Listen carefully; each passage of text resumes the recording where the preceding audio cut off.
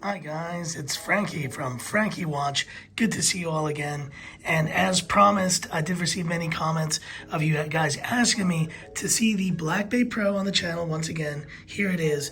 But to do a real comparison, because I did one next to the sub last time, and a lot of you did mention, why didn't you compare it to a GMT? In this case, the GMT-Master II.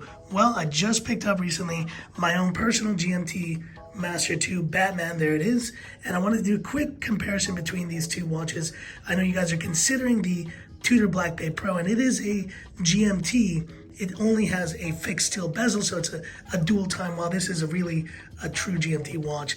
Now, a lot of you guys did mention that the thickness of this watch was a non-issue. And I think over time, I do start to see this Black Bay Pro as a very unique piece in the lineup of Tudor, considering it is a 39mm GMT. That's really not something we've seen from the brand ever before.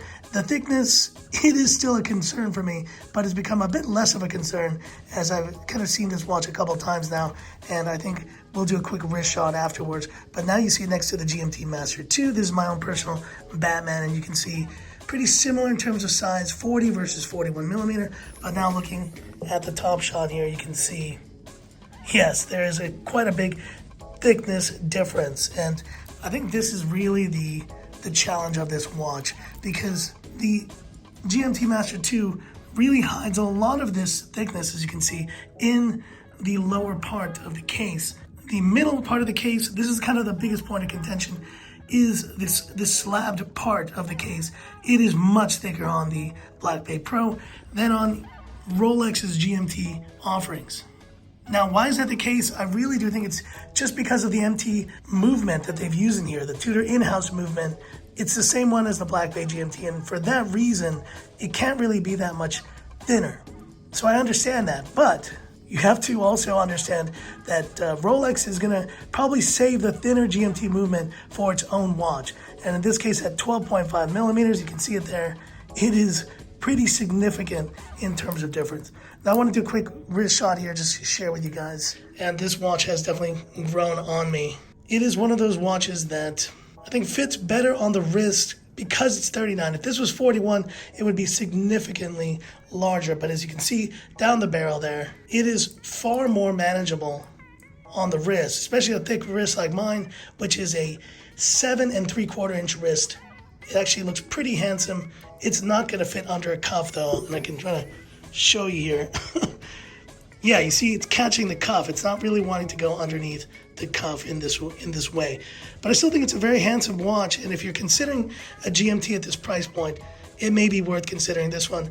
But yes, why did I pick up the Batman? Because this is truly the GMT to get. If you can only get one, and I know a lot of people still love the Black Bay GMT, but this is really Rolex's GMT, and it shows in the quality, it shows in the build quality of this piece.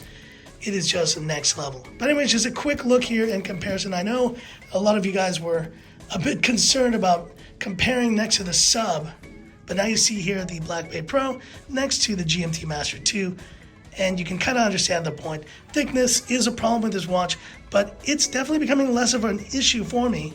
And besides that, the watch itself is beautiful. These lume plots, Fotina lume plots, and the yellow GMT hand is pretty stunning.